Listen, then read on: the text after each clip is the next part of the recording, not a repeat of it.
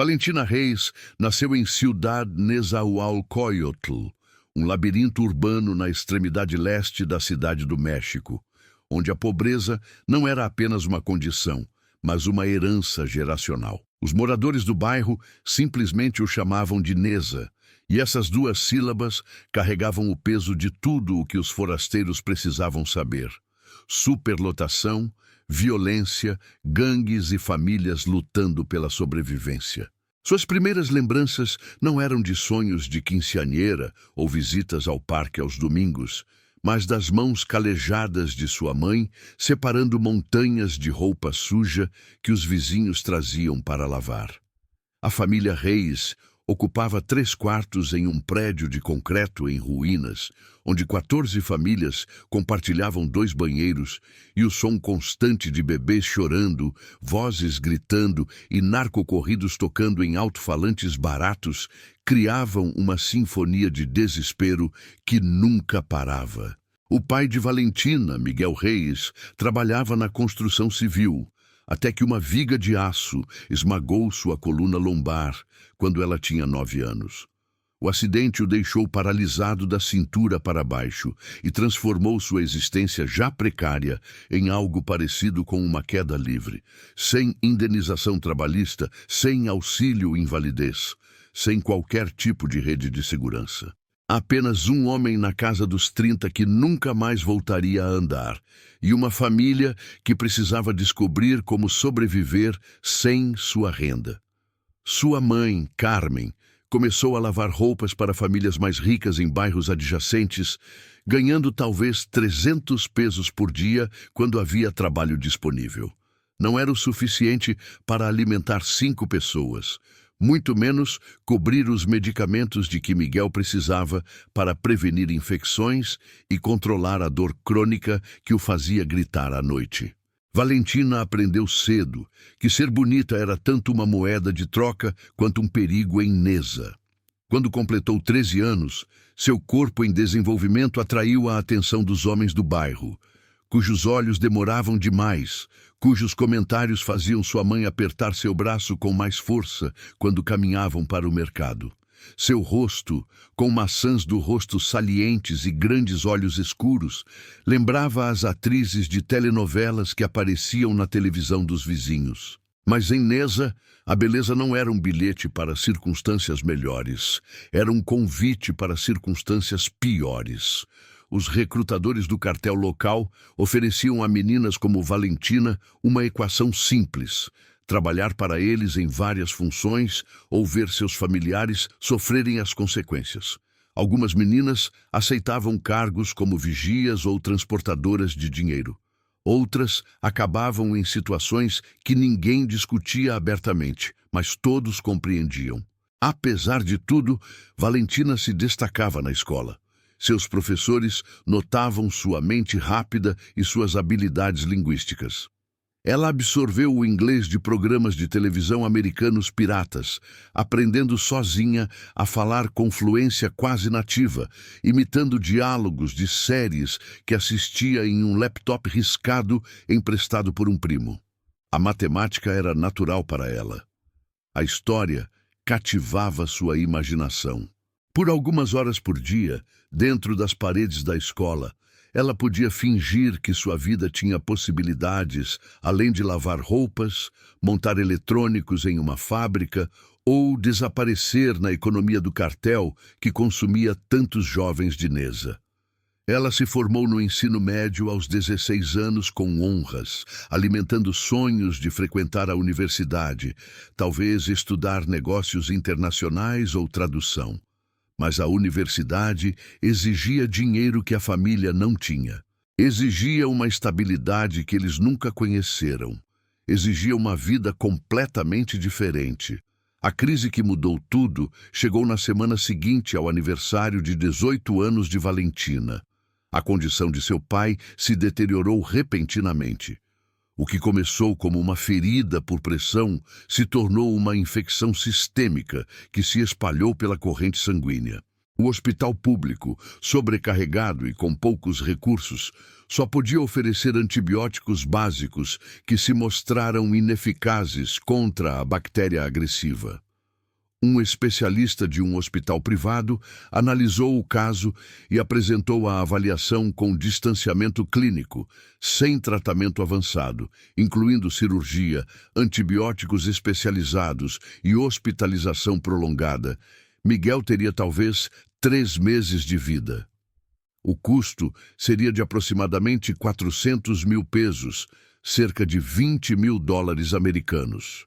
Para uma família que sobrevivia com a renda irregular de Carmen como lavadeira, poderia muito bem ter sido 20 milhões. Valentina passou noites sem dormir, calculando matemáticas impossíveis. Mesmo que ela encontrasse um emprego em uma fábrica com salários decentes, mesmo que enviasse todos os pesos para casa, mesmo que seus irmãos mais novos contribuíssem com seus pequenos ganhos, eles nunca acumulariam fundos suficientes antes que o prazo de seu pai expirasse. O desespero se tornou algo físico, uma pressão no peito que dificultava a respiração. Um peso que transformava cada momento em uma lembrança de sua impotência. Então, durante uma conversa com sua tia Lucia, que trabalhava como empregada doméstica em Playa del Carmen, Valentina soube das oportunidades nas cidades turísticas ao longo da Riviera Maya. Hotéis e proprietários estrangeiros ricos pagavam salários significativamente melhores do que qualquer coisa disponível na cidade do México. Alguns empregados domésticos ganhavam o dobro, até o triplo, do que poderiam ganhar na capital. Não era o suficiente para salvar seu pai, mas era mais do que ficar Inesa oferecia. A agência de recrutamento no centro da cidade do México ocupava um pequeno escritório disfarçado de empresa de serviços de emprego. Valentina chegou em uma manhã úmida de quinta-feira, vestindo seu melhor vestido. Uma peça simples azul marinho que sua mãe havia comprado anos antes para o casamento de uma prima. A recrutadora, uma mulher de meia-idade chamada Sofia Mendes, com mechas caras e unhas bem cuidadas, avaliou Valentina com o olhar experiente de alguém que já havia processado milhares de jovens mulheres desesperadas. Ela perguntou sobre educação, habilidades linguísticas, experiência profissional e situação familiar. Suas perguntas pareciam padrão, até que ela fez uma que não era. Até onde você estaria disposta a ir para ajudar sua família? A formulação foi deliberada, carregada de implicações que Valentina só compreendeu parcialmente na época. Quando Valentina respondeu que faria tudo o que fosse necessário, dentro dos limites legais e morais, Sofia sorriu com algo que parecia pena.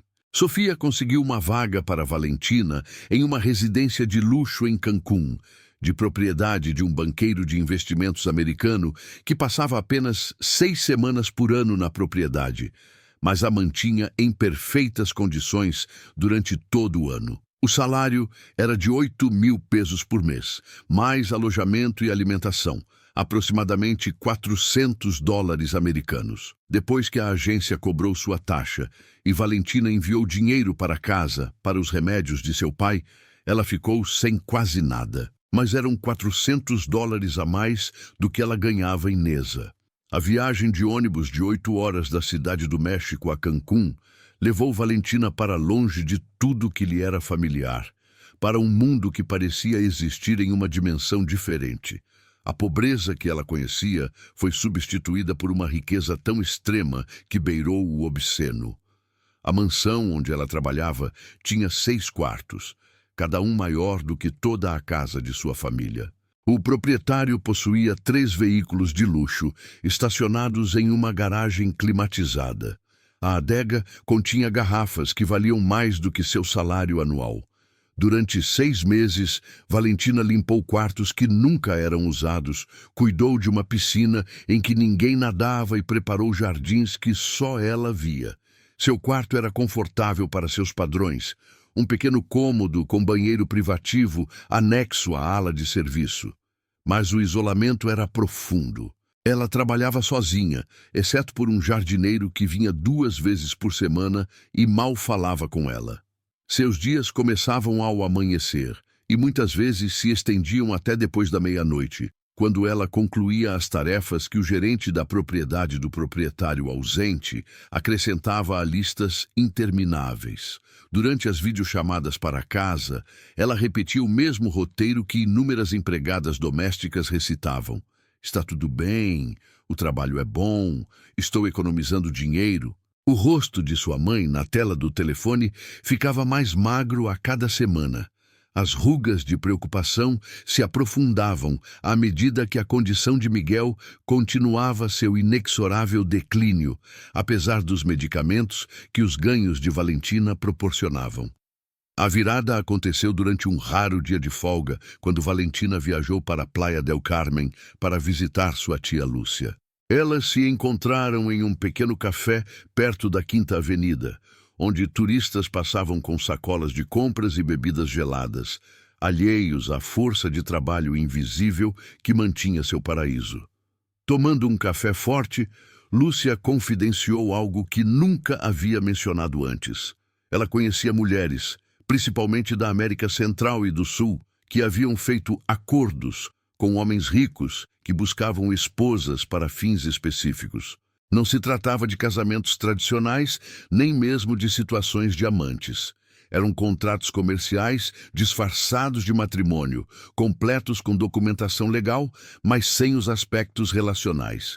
Os homens pagavam quantias substanciais, às vezes mais do que o salário de um ano adiantado, além de pagamentos mensais durante a vigência do acordo.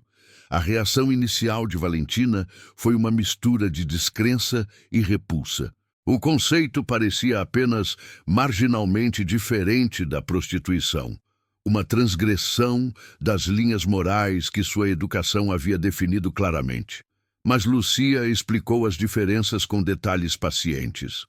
Esses acordos proibiam explicitamente a intimidade física na maioria dos casos. Os casamentos existiam apenas no papel e em aparições públicas ocasionais. Homens ricos precisavam de esposas para satisfazer as expectativas da família, ter acesso à herança, manter as aparências por motivos comerciais ou sociais, ou lidar com os requisitos de imigração. As mulheres precisavam de dinheiro para escapar da pobreza, sustentar suas famílias ou construir um futuro que um trabalho legítimo nunca lhes proporcionaria. Ambas as partes assinaram os contratos, compreendendo claramente os termos. Algumas mulheres mantiveram esses acordos por anos sem incidentes, acumulando economias suficientes para transformar suas vidas e as circunstâncias de suas famílias permanentemente. O conflito ético consumiu Valentina por dias. Sua educação católica, os valores de sua mãe, seu próprio senso de integridade, tudo isso lutava contra a realidade prática de que seu pai estava morrendo e ela era impotente para impedir isso por qualquer meio legítimo disponível. A matemática era brutalmente simples. O trabalho doméstico nunca geraria fundos suficientes a tempo. Os empregos nas fábricas pagavam ainda menos. A economia legítima do México não oferecia a jovens de bairros como Neza nenhum caminho para o tipo de dinheiro que poderia salvar uma vida. Mas um único casamento por contrato poderia fornecer tudo o que era necessário e muito mais. Tarde da noite, olhando para o teto de seu pequeno quarto, enquanto o ar-condicionado da mansão zumbia ao seu redor, Valentina tomou uma decisão que acabaria por destruí-la. Ela entraria em um casamento por contrato, ganharia o suficiente para salvar seu pai. Depois, voltaria ao trabalho legítimo e tentaria esquecer que havia cruzado essa linha específica. Através das conexões de Lúcia, Valentina foi apresentada a Patrícia Rios, uma ex-empregada doméstica da Colômbia que agora atuava como corretora especializada em casamentos na Riviera Maya. O escritório de Patrícia era um apartamento de luxo no centro de Playa del Carmen, que servia ao duplo propósito de sede comercial e demonstração de sucesso. Ela explicou que sua rede conectava mulheres a clientes selecionados que tinham necessidades matrimoniais específicas, mas nenhum interesse em relacionamentos tradicionais. Os clientes variavam de homens gays que não assumiam sua sexualidade e enfrentavam pressão familiar a viúvos mais velhos que buscavam companhia sem complicações românticas, passando por empresários que precisavam do casamento para obter vantagens legais ou financeiras. A maioria era composta por estrangeiros ricos ou mexicanos com interesses internacionais.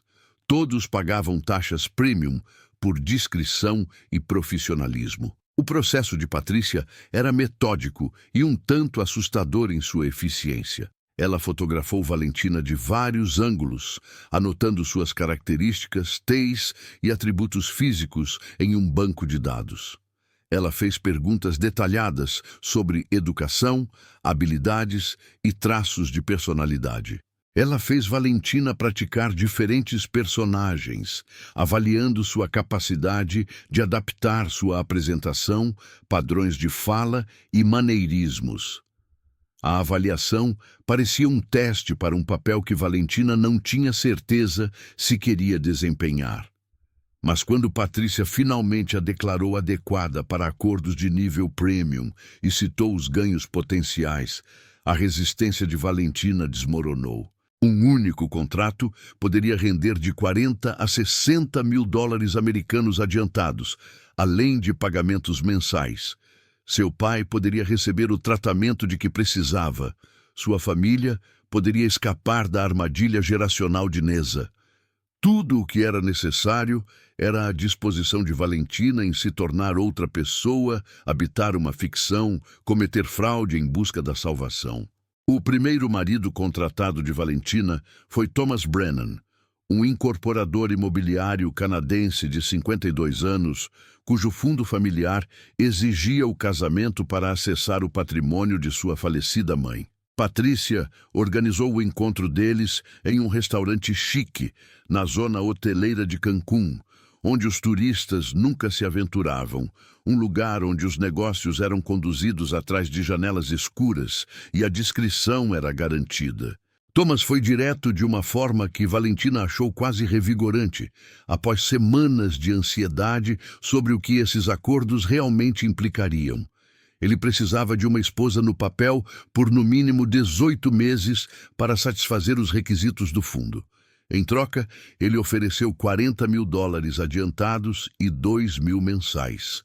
Sem relação física, sem coabitação, apenas aparições ocasionais em videochamadas familiares e talvez uma visita a Toronto, se suas irmãs exigissem conhecê-la. A cerimônia civil ocorreu em um prédio municipal em Playa del Carmen, com 2 testemunhas fornecidas por Patrícia, que ganhavam a vida participando de eventos como esse. Valentina usava um vestido branco simples, comprado especificamente para essas ocasiões, que ela usaria novamente em cerimônias subsequentes. Thomas usava um terno e checava seu telefone durante todo o breve procedimento. Quando o oficial os declarou casados, não houve beijo. Apenas um aperto de mão e um envelope contendo dinheiro que parecia obscenamente pesado na bolsa de Valentina. Ela assinou a certidão de casamento com uma caligrafia cuidadosa, sua mão tremendo levemente enquanto escrevia seu nome ao lado do dele. A aliança de ouro que Thomas lhe deu parecia estranha em seu dedo, uma manifestação física da fraude que ela agora estava comprometida em manter. Naquela noite, Valentina transferiu 15 mil dólares para a conta de sua mãe na cidade do México. A ligação de Carmen chegou em menos de 1 hora, sua voz quebrada pela confusão e pelo medo. Mija, de onde veio esse dinheiro? O que você fez? Valentina contou a mentira que havia ensaiado. Um empregador rico havia adiantado seu salário por um trabalho futuro, reconhecendo as necessidades médicas urgentes de seu pai. O engano tinha gosto de ferrugem em sua boca, mas o alívio de sua mãe o tornava suportável. Em poucos dias, Miguel foi internado em um hospital particular, onde especialistas iniciaram os tratamentos que acabariam salvando sua vida. Pela primeira vez em meses, Valentina dormiu a noite inteira sem pesadelos com a morte de seu pai. Gerenciar um casamento por contrato foi mais simples do que Valentina havia previsto. As necessidades de Thomas eram mínimas. Uma videochamada mensal em que ela aparecia brevemente para acenar para a família dele. Mensagens de texto ocasionais para manter a ficção do relacionamento e uma presença cuidadosamente curada nas redes sociais, mostrando um casal feliz, apesar da distância geográfica. Ela postou fotos que tiraram juntos durante a breve lua de mel, em um resort em Tulum, imagens que sugeriam romance, mas não revelavam nada genuíno. Entre os pagamentos mensais e seu trabalho doméstico contínuo, Valentina enviou dinheiro suficiente para casa para que a recuperação de seu pai se acelerasse além das expectativas dos médicos. Seus irmãos voltaram à escola. Carmen parou de lavar roupa, trabalho que estava destruindo suas mãos. A transformação parecia milagrosa. 6 meses após seu acordo com Thomas, Patrícia entrou em contato com Valentina com o que ela descreveu como uma oportunidade excepcional. Ricardo Salazar era um empresário de 47 anos de Monterrey, cujas ambições políticas exigiam uma esposa para satisfazer as expectativas dos eleitores conservadores. Seu verdadeiro interesse romântico era por homens, uma realidade que destruiria sua carreira no cenário político dominado pelo machismo do México. Ele precisava de uma esposa sofisticada e educada que pudesse fazer campanha ao seu lado, participar de eventos políticos e convencer os eleitores céticos de que sua vida pessoal estava alinhada com os valores tradicionais. A remuneração refletia essas exigências, $55 mil inicialmente e $3 mil mensais, por um compromisso mínimo de 2 anos. Valentina hesitou. Um casamento por contrato parecia um mal necessário com limites claros. Dois pareciam cruzar para um território que ela não conseguia racionalizar como um desespero temporário. Mas a persuasão de Patrícia era habilidosa e implacável. Os contratos eram completamente separados, explicou ela. Cidades diferentes, círculos sociais diferentes, contextos diferentes. Thomas acreditava que Valentina trabalhava como tradutora na cidade do México. Ricardo seria informado de que ela administrava uma empresa de consultoria boutique que exigia viagens frequentes. As chances desses mundos colidirem eram mínimas se Valentina mantivesse uma compartimentação adequada. E o dinheiro garantiria não apenas a saúde de seu pai, mas o futuro de toda a sua família permanentemente. A preparação para Ricardo exigia uma transformação além de tudo que Valentina havia feito para Thomas. Patrícia contratou consultores de imagem que a ensinaram a se vestir como a esposa de um político, a falar nos tons cuidadosamente modulados da elite educada do México, a discutir questões políticas com conhecimento suficiente para parecer informada sem ameaçar a autoridade masculina. Ela praticou sorrir calorosamente sem dizer nada substancial, projetando apoio sem independência, incorporando os valores tradicionais que a base eleitoral de Ricardo esperava. A persona parecia uma fantasia que Valentina vestia sobre seu eu autêntico, mas ela descobriu uma verdade inquietante. Ela era boa nisso. Talvez boa demais. As necessidades de Ricardo iam além dos requisitos mínimos de Thomas. O acordo deles incluía aparições públicas em comícios políticos, galas de caridade e eventos comunitários em todo o Nuevo León. Valentina teve que memorizar detalhes sobre a história de namoro inventada de Ricardo, sua história familiar e suas posições políticas. Ela participava de eventos onde apertava centenas de mãos, sorria para inúmeras fotografias e fazia comentários ensaiados sobre a visão de seu marido para o futuro do México. A performance era exaustiva e estimulante na mesma medida. Pela primeira vez em sua vida, as pessoas tratavam Valentina com respeito que não tinha nada a ver com suas habilidades de limpeza. Elas a chamavam de Senhora Salazar e ouviam quando ela falava, mesmo que cada palavra fosse uma ficção calculada. Gerenciar duas identidades exigia sistemas que rapidamente se tornaram naturais. Valentina mantinha 2 telefones, 2 guarda-roupas armazenados em locais diferentes, 2 contas de e-mail e 2 perfis distintos nas redes sociais. Sua agenda funcionava com uma precisão que impressionaria planejadores militares. Thomas recebia suas videochamadas mensais na primeira quarta-feira de cada mês. A agenda da campanha de Ricardo ditava sua disponibilidade para aparições públicas, normalmente concentradas nos fins de semana. Ela criava explicações plausíveis para suas ausências a cada um dos homens, tecendo mentiras tão complexas que exigiam documentação escrita para serem acompanhadas de forma consistente. A tensão mental se manifestava como insônia e dores de cabeça tensionais, mas as recompensas financeiras faziam o sofrimento parecer valer a pena. Quando Patrícia abordou Valentina sobre um terceiro contrato, as barreiras psicológicas que inicialmente a incomodavam haviam se desgastado significativamente. Ela mantinha 2 casamentos fraudulentos há 8 meses sem incidentes. Seu pai estava saudável. Sua família havia se mudado para um apartamento decente em um bairro mais seguro. Seu irmão mais novo estava frequentando uma escola particular.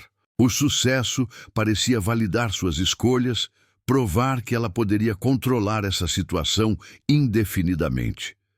Quando Patrícia descreveu Abdullah al-Rashid, um magnata saudita de 64 anos, com extensos investimentos em propriedades de resort no México, a resistência de Valentina foi mínima.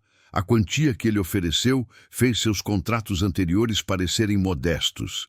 $70 mil adiantados e 5 mil mensais.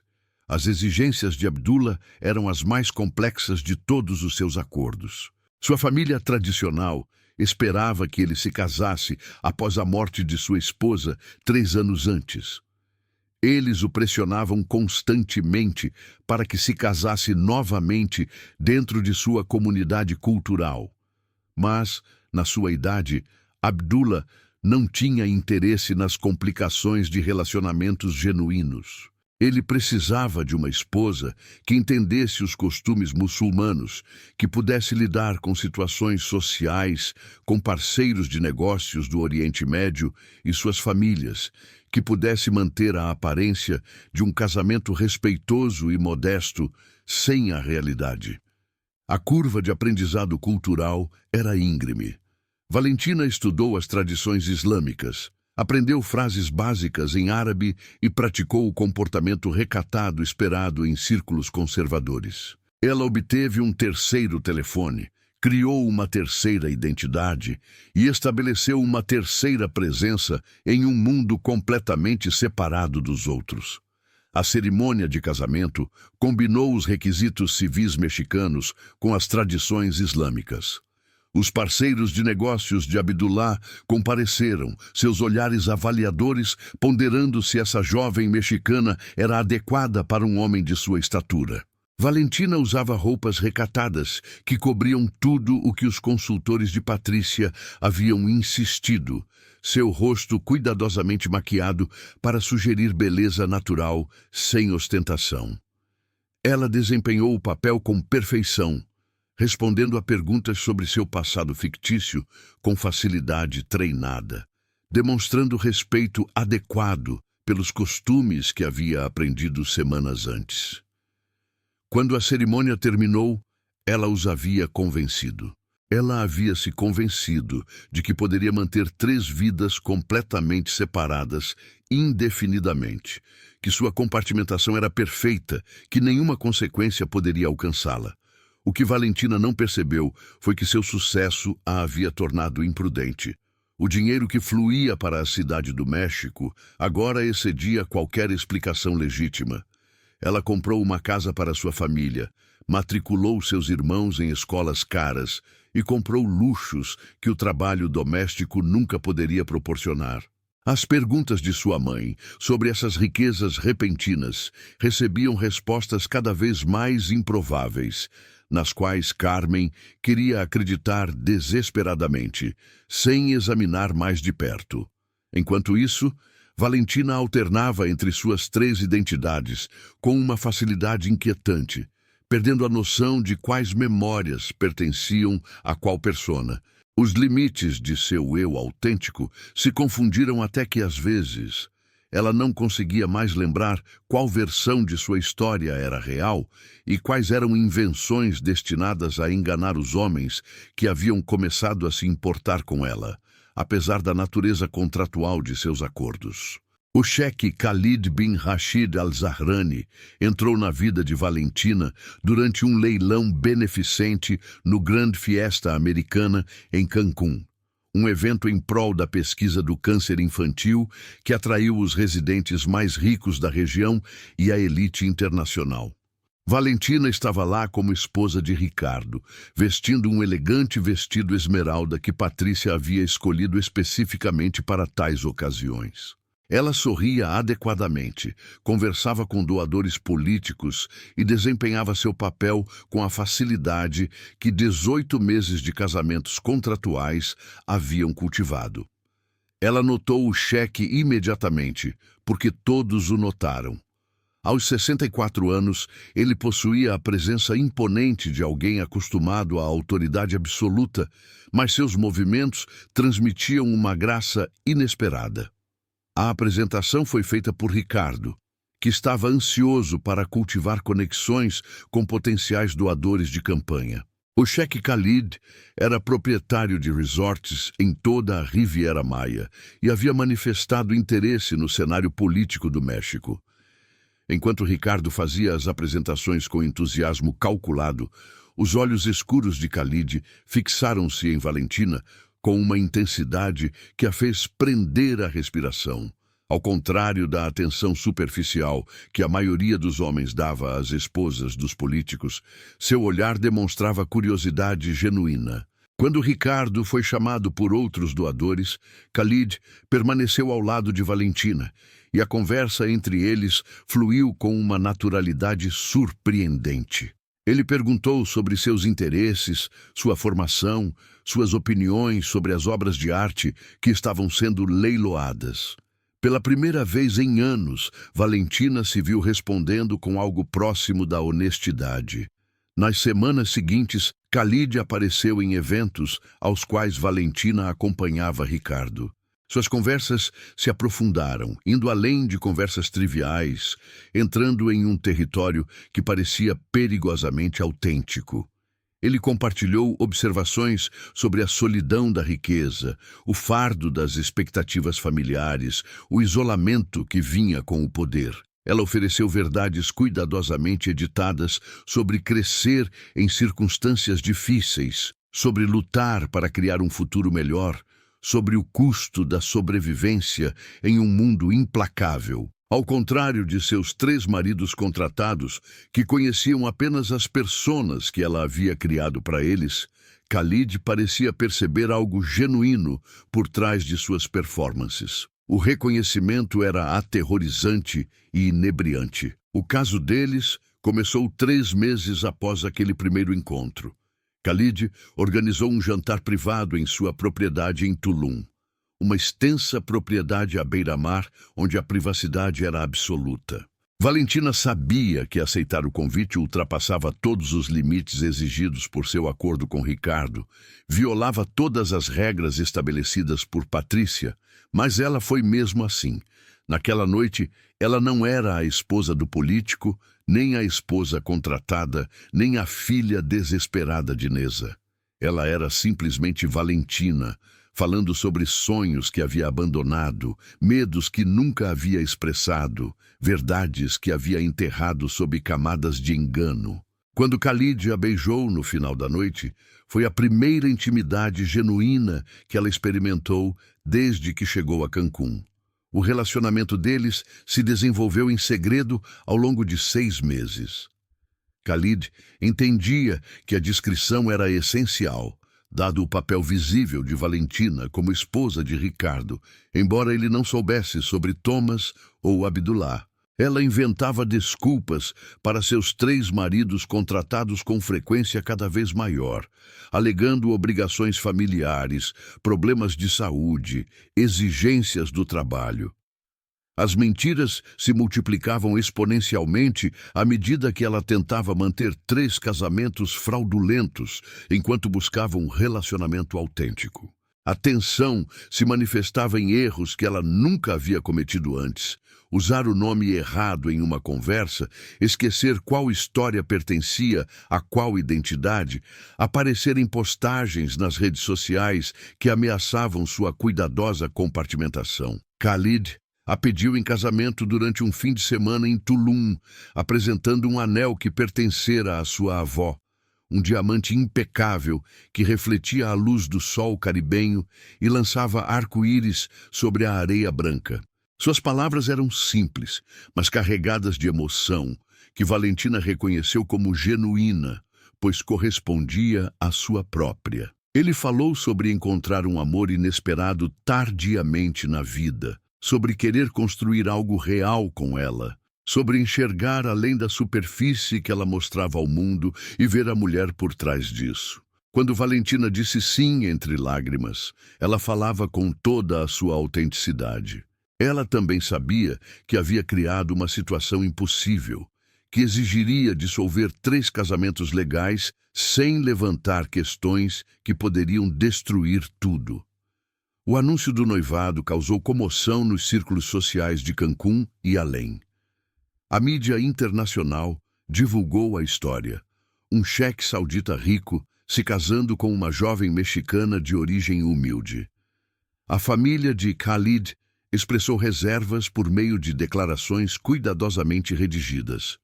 Os parceiros de negócios questionaram a sabedoria da união. Mas Khalid estava decidido, e sua riqueza o protegia da maioria das críticas. Ele prometeu que a família de Valentina nunca passaria por necessidades, que seu pai receberia o melhor tratamento médico disponível por tempo indeterminado, que seus irmãos teriam oportunidades educacionais além da imaginação. Tudo o que ela havia garantido por meio de fraude, ele agora oferecia livremente por amor. O pânico tomou conta de Valentina enquanto ela tentava lidar com a logística impossível. Ela entrou em contato com Patrícia desesperadamente, implorando por soluções para dissolver seus 3 contratos imediatamente. A resposta de Patrícia foi fria e pragmática. Casamentos por contrato não podiam ser simplesmente cancelados sem levantar precisamente as questões que Valentina precisava evitar. Divórcios rápidos atraíam a atenção das autoridades de imigração e dos investigadores financeiros. Cada marido acreditava que seu acordo era exclusivo, e descobrir o contrário criaria complicações legais e pessoais que nenhuma das mulheres poderia controlar. O conselho final de Patrícia foi brutal: adiar o casamento com Khalid ou arriscar que tudo desmoronasse simultaneamente. Mas o adiamento se mostrou impossível. A família de Khalid, apesar das reservas, havia concordado em comparecer a um casamento dentro de 6 meses. Atrasar intensificaria suas suspeitas e potencialmente levaria às suas próprias investigações sobre o passado de Valentina. O planejamento do casamento prosseguiu a uma velocidade vertiginosa. Khalid alocou um orçamento ilimitado para um evento que ele queria celebrar não apenas sua união, mas também seu desafio às expectativas familiares e sociais. A cerimônia aconteceria em sua propriedade em Cancún. Um casamento na praia particular para 200 convidados, incluindo líderes empresariais internacionais, figuras políticas e membros de famílias reais do Oriente Médio. Enquanto isso, as tentativas de Valentina de se livrar de seus 3 contratos esbarravam em obstáculo após obstáculo. Thomas estava viajando muito a negócios e ficaria indisponível por semanas. A campanha política de Ricardo havia chegado a uma fase crítica. Qualquer escândalo envolvendo seu casamento destruiria sua candidatura e desencadearia uma ação judicial contra Valentina.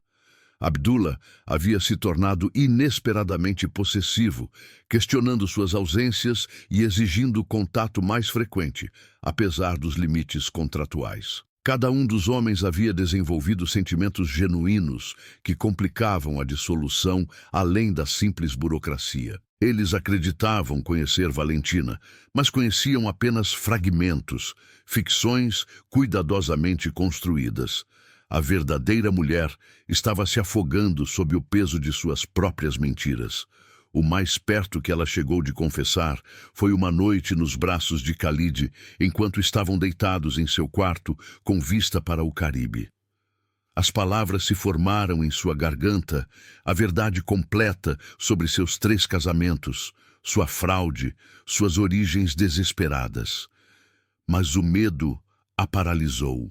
Ela finalmente havia encontrado algo autêntico, alguém que a amava não por sua performance, mas pela pessoa genuína que ela quase havia perdido. Confessar destruiria esse amor, substituindo-o por repulsa e traição. Ela se convenceu de que poderia controlar a situação, dissolver os contratos discretamente após o casamento, que seu passado poderia permanecer enterrado. O auto-engano estava completo. O desvendamento começou com protocolos de segurança de rotina. 2 meses antes do casamento, o chefe de segurança de Khalid, Omar Hakim, iniciou uma verificação padrão de antecedentes para qualquer pessoa que entrasse na órbita da família Al-Zahrani. Omar era um ex-agente da inteligência saudita, um homem cuja carreira havia sido construída sobre a descoberta de enganos que outros não percebiam. Ele abordou a verificação de antecedentes de Valentina com a mesma meticulosidade metódica que aplicava a todas as ameaças potenciais aos interesses financeiros ou pessoais de seu empregador. O que ele descobriu em 72 horas destruiria completamente o mundo de Khalid. A primeira discrepância apareceu nos registros financeiros de Valentina.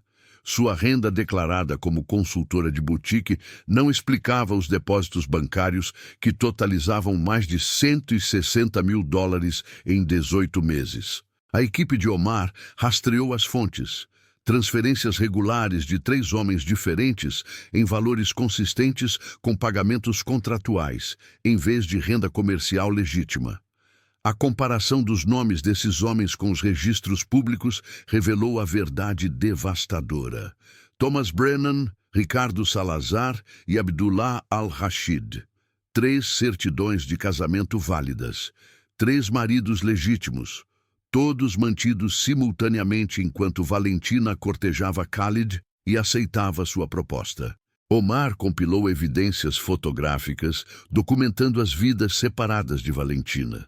As imagens a capturavam entrando na residência de Thomas em Playa del Carmen em datas específicas.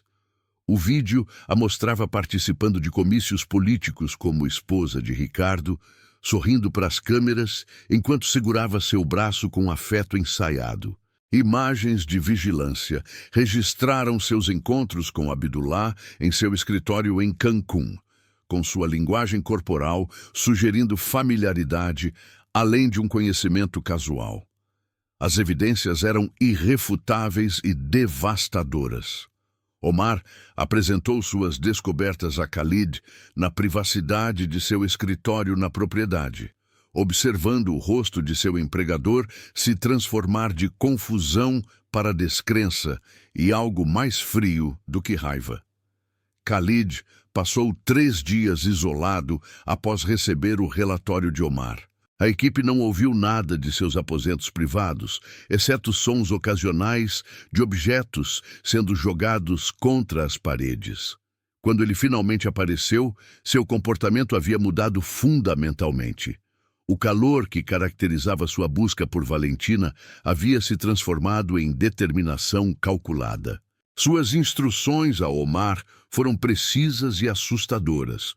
Continuar todos os preparativos do casamento exatamente como planejado, garantir que Valentina não suspeitasse de nada, mas providenciar algumas modificações nos planos da lua de mel.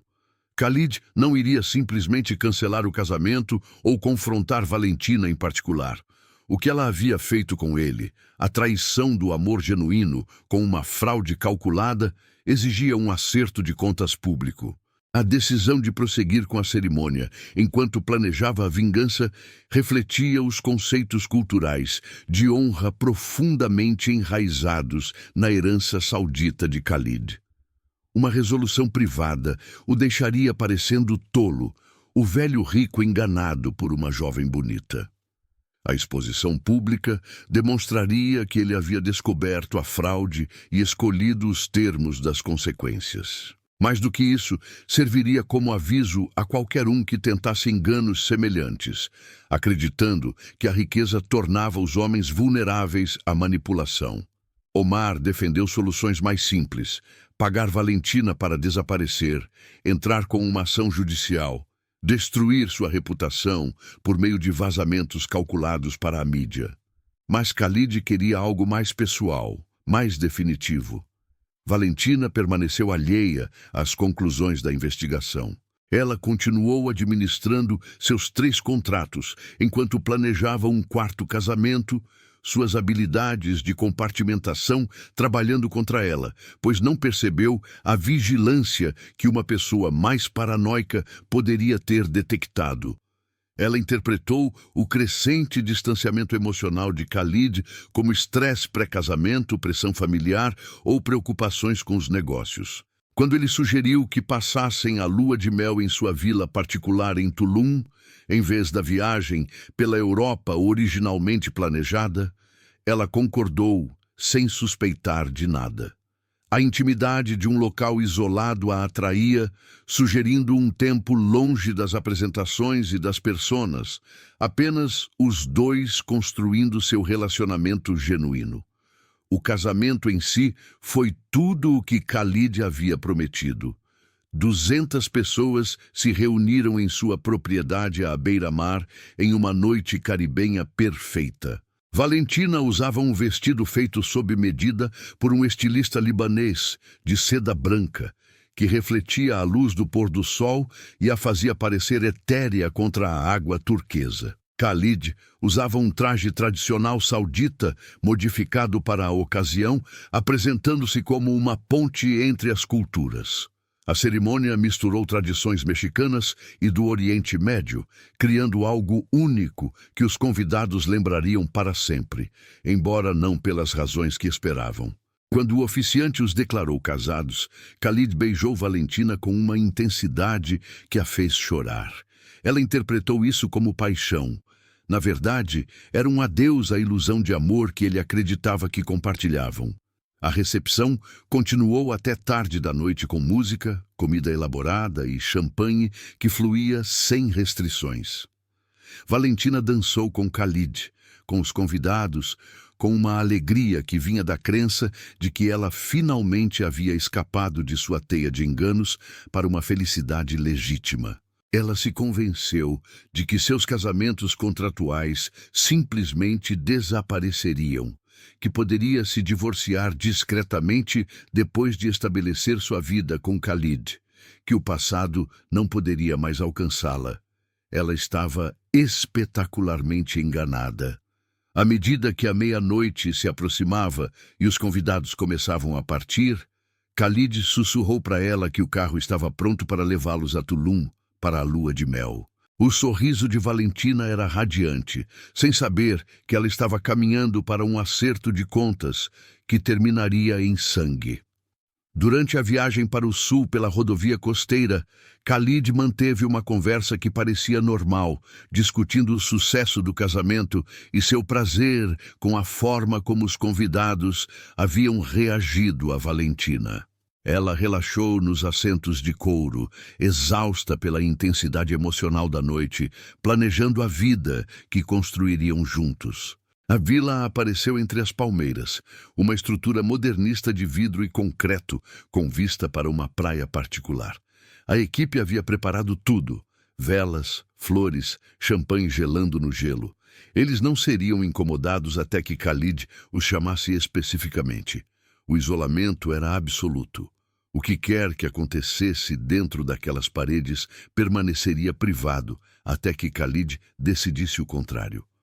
O confronto começou no quarto principal da vila, com vista para o Caribe.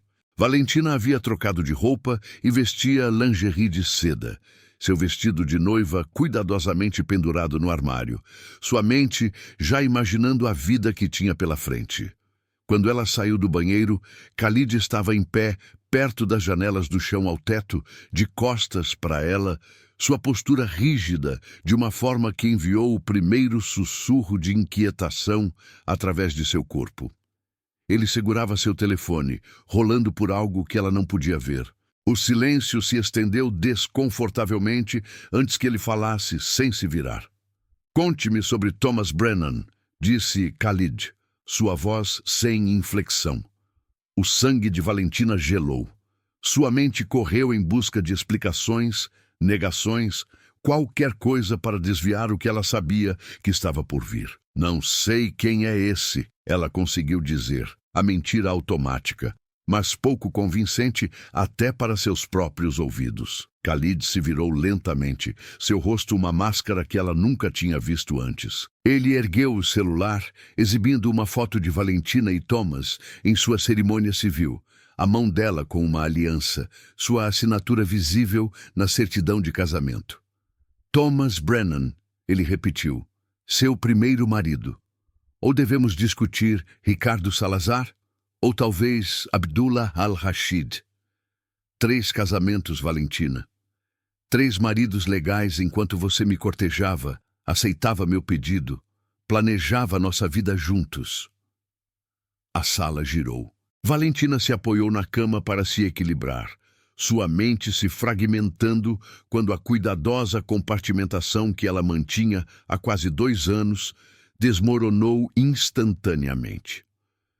"Khalid, por favor, deixe-me explicar." Ela começou, mas ele levantou a mão para silenciá-la. "Explicar o quê exatamente? Como você se casou com 3 homens por dinheiro enquanto fingia amar um quarto? Como cada palavra que você me disse foi uma fraude calculada? Como a mulher por quem me apaixonei não existe de verdade?" Sua voz permaneceu controlada, mas algo perigoso se escondia sob a superfície. "Eu sei de tudo, Valentina. Os contratos, os pagamentos, o corretor que organizou tudo. Eu sei há 2 meses. Este casamento, esta noite, tudo isso foi encenado para que você pudesse experimentar uma fração da traição que infligiu." A confissão de Valentina jorrou desesperadamente. Ela contou a ele sobre a paralisia de seu pai, os custos médicos impossíveis, o desespero que a levou ao primeiro contrato. Ela explicou como um casamento se tornou 3, como o dinheiro salvou sua família, como ela se perdeu nas mentiras. E ela jurou que o que sentia por ele era genuíno, que ele era a única coisa real em anos de encenação.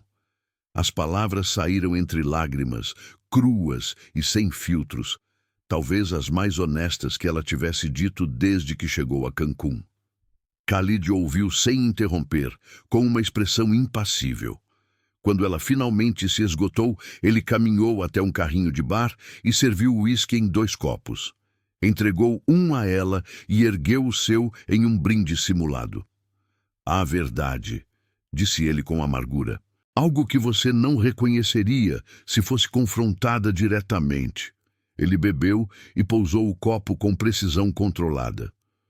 "Seus 3 maridos estão vindo para cá, esta noite. Eu me certifiquei de que cada um deles descobrisse seu noivado comigo e os informei onde encontrá-la. Eles merecem confrontar a mulher que os enganou. Todos nós merecemos." O horror de seu plano ficou claro. Valentina tentou correr para a porta, mas Khalid se moveu mais rápido do que sua idade sugeria ser possível, bloqueando seu caminho. "Você não vai sair", disse ele calmamente. "Você vai enfrentar todos os homens cujas vidas você manipulou. Você vai ver suas mentiras cuidadosamente construídas destruírem umas às outras." Ele agarrou seu pulso não com violência, mas com firmeza absoluta. e a puxou para a sala de estar, onde a posicionou em um sofá de couro. Sente-se, espere. Eles chegarão em menos de 1 hora. Thomas Brennan chegou primeiro, com o rosto vermelho de raiva e álcool. Ele havia bebido durante o voo de Toronto depois de descobrir o anúncio do casamento de Valentina online.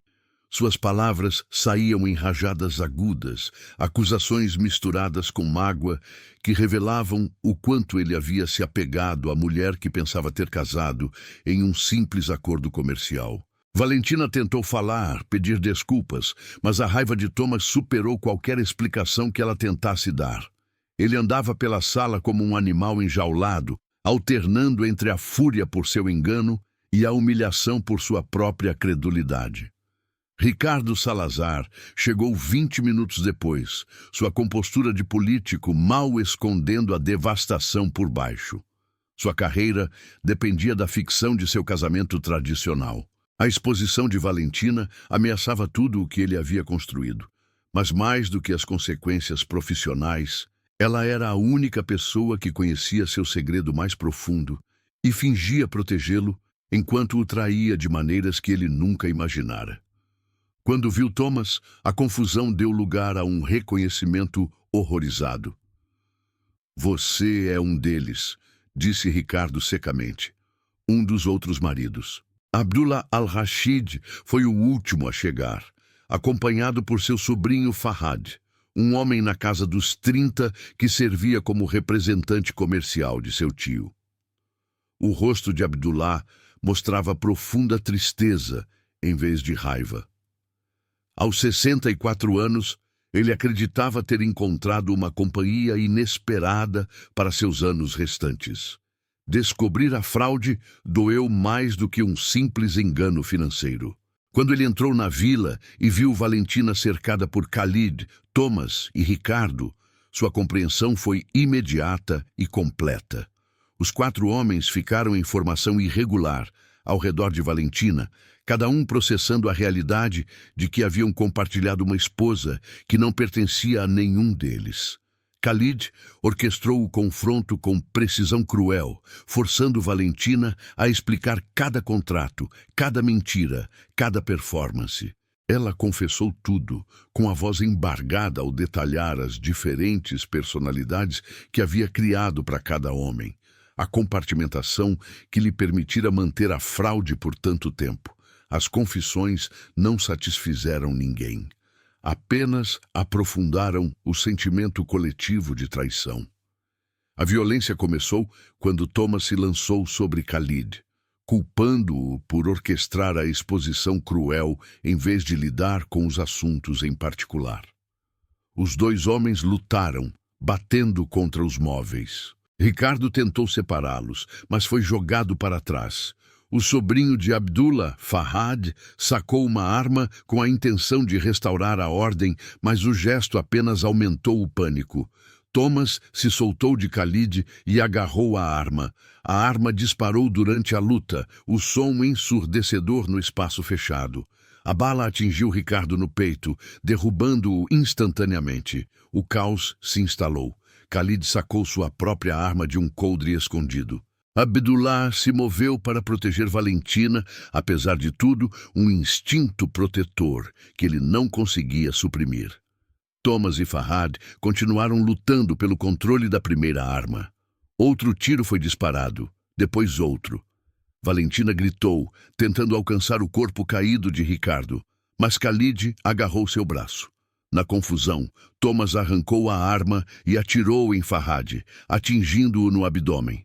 A resposta de Khalid foi imediata e fatal. 2 tiros no centro do corpo de Thomas o derrubaram ao lado de Ricardo. No silêncio repentino após os tiros, 3 corpos jaziam no chão de mármore projetado para a beleza, não para o derramamento de sangue. Ricardo e Thomas estavam mortos. Fahad ofegava, com as mãos pressionadas contra o ferimento no estômago. Abdullah ajoelhou-se ao lado do sobrinho, com o rosto transformado pela dor e pelo choque. Khalid ficou de pé com a arma ainda levantada, a mão tremendo agora que a adrenalina estava dando lugar à compreensão do que acabara de acontecer. Valentina desabou, sua lingerie de noiva encharcada com sangue que não era dela, seus gritos o único som, até que sirenes começaram a se aproximar à distância.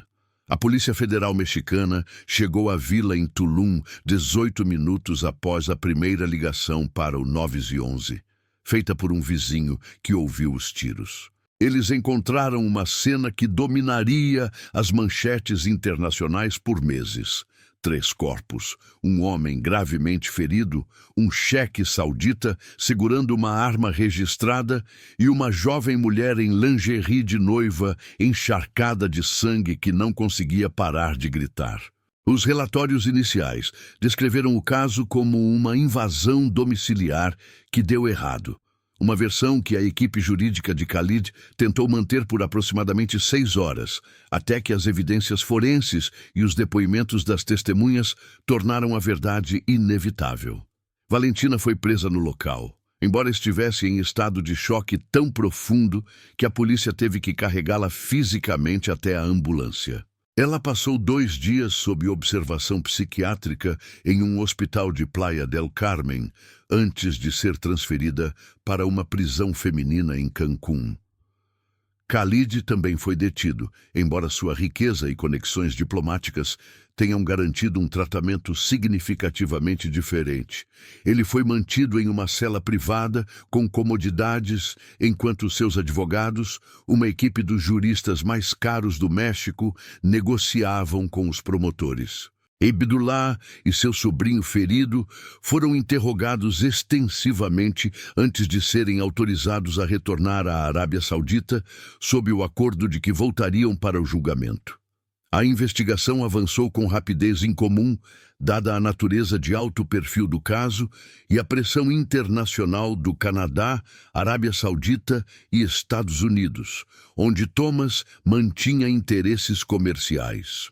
Os promotores montaram um esquema de casamento por contrato de Valentina por meio de registros financeiros, depoimentos de Patrícia Rios, que foi presa ao tentar fugir para a Colômbia, e comunicações entre todas as partes. O que emergiu foi um retrato de fraude sistemática que gerou mais de $200 mil em 20 meses, com vítimas em 3 continentes. A complexidade jurídica era extraordinária. Os promotores mexicanos acusaram Valentina de várias acusações de fraude matrimonial, falsificação de identidade e homicídio culposo. Khalid enfrentou acusações de homicídio premeditado por Thomas, homicídio voluntário por Ricardo e violação de porte de armas. Sua equipe de defesa argumentou legítima defesa e defesa de terceiros, alegando que ele havia agido para proteger vidas durante um confronto violento que ele não havia iniciado. O argumento tinha mérito técnico, mas ignorava a verdade fundamental de que Khalid havia orquestrado toda a situação, sabendo que a violência era provável. O julgamento de Valentina começou 7 meses após os assassinatos. A mídia internacional lotou o Tribunal de Cancún, transformando o processo em um espetáculo. Os promotores a apresentaram como uma predadora calculista que explorava homens vulneráveis para obter ganhos financeiros, com consequências letais. Sua defesa a retratou como uma filha desesperada, levada a medidas extremas pela pobreza e pela crise médica da família. Uma vítima das circunstâncias que havia feito escolhas cada vez piores, mas nunca teve a intenção de causar danos. A verdade, como sempre, existia em algum lugar entre essas narrativas. O testemunho mais prejudicial veio de Patrícia Rios, que negociou uma redução da pena em troca de cooperação. Ela descreveu com detalhes clínicos como havia treinado Valentina para criar e manter múltiplas identidades, como a rede operava e como Valentina havia solicitado especificamente um terceiro contrato, apesar de já ter gerenciado 2 com sucesso. O testemunho de Patrícia sugeriu uma evolução de uma necessidade desesperada para algo mais calculado. minando a imagem de Valentina como uma mera vítima das circunstâncias apresentada pela defesa. O próprio depoimento de Valentina durou 2 dias. Ela falou sobre ter crescido em Neza, a lesão de seu pai e a matemática impossível da pobreza. Ela descreveu seu primeiro contrato com Thomas como uma tábua de salvação que não podia recusar. Depois se esforçou para explicar por que aceitou contratos subsequentes após o tratamento bem-sucedido de seu pai. Sua admissão de que havia passado a gostar do poder e do dinheiro, que as performances se tornaram mais fáceis com a prática, contradizia a estratégia de sua equipe de defesa, mas representava talvez sua primeira honestidade completa em anos. O painel de 3 juízes deliberou por 9 horas antes de proferir os veredictos. Valentina foi considerada culpada de todas as acusações. 3 acusações de fraude matrimonial, fraude financeira criminosa e causalidade indireta de morte. A sentença foi de 22 anos em prisão federal, com possibilidade de liberdade condicional após cumprir 14 anos. Ela teria 47 anos na data mais próxima possível de libertação. O veredicto de Khalid foi mais complexo. Considerado culpado de homicídio voluntário por Thomas e Ricardo, mas absolvido das acusações de homicídio premeditado, ele recebeu 12 anos com deportação imediata para a Arábia Saudita após cumprir sua pena, onde outros processos judiciais o aguardavam. As famílias dos falecidos receberam os veredictos com reações mistas. A irmã de Thomas divulgou uma declaração, expressando que nenhuma sentença poderia trazer seu irmão de volta, mas esperando que o resultado pudesse evitar tragédias semelhantes. O partido político de Ricardo emitiu condolências cuidadosamente redigidas que evitaram mencionar as circunstâncias de sua morte, protegendo a ficção de seu casamento tradicional mesmo após sua morte. Farhad, que sobreviveu aos ferimentos, mas precisou de uma cirurgia extensa, voltou para a Arábia Saudita e nunca falou publicamente sobre o incidente. A família de Valentina foi destruída de diferentes maneiras. Seu pai, Miguel, cuja crise médica havia iniciado toda a trágica sequência, cometeu suicídio 3 meses após a condenação dela. A culpa por ser a causa principal das escolhas da filha se mostrou insuportável. Carmen vendeu a casa que Valentina havia comprado com dinheiro fraudulento e voltou para Neza com seus filhos mais novos, tentando reconstruir vidas marcadas para sempre pelo escândalo.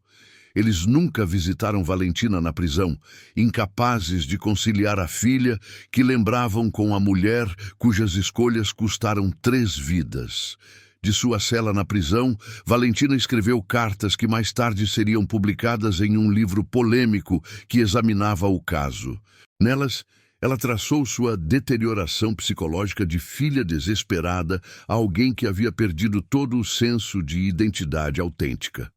"Eu me tornei tão boa em ser pessoas diferentes", escreveu ela, "que esqueci qual delas era real. No final, eram todas performances, mesmo com Khalid, mesmo comigo mesma." O caso levou a reformas legais no México em relação à verificação de casamentos e aumentou o escrutínio dos casamenteiros que operavam em áreas turísticas. A rede de Patrícia foi desmantelada, embora os investigadores estimassem que dezenas de arranjos semelhantes continuassem ativos em toda a Riviera Maia. A indústria do casamento por contrato não desapareceu. Simplesmente se tornou mais clandestina, com medidas de segurança reforçadas e preços mais altos, refletindo o aumento do risco.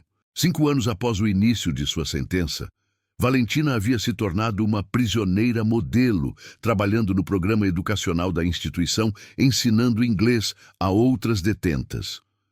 Os psicólogos da prisão relataram que ela havia feito um progresso significativo ao processar suas ações e aceitar a responsabilidade além do mínimo legal exigido por sua condenação. Se isso representava uma transformação genuína ou mais uma encenação, continuava sendo discutível. Talvez nem a própria Valentina soubesse mais. A tragédia de Valentina Reis não foi simplesmente o fato de ela ter cometido fraude ou de suas mentiras terem resultado em morte. Foi o fato de que, em sua tentativa desesperada de salvar sua família por qualquer meio necessário, ela havia se destruído tão completamente que não restava nada para salvar.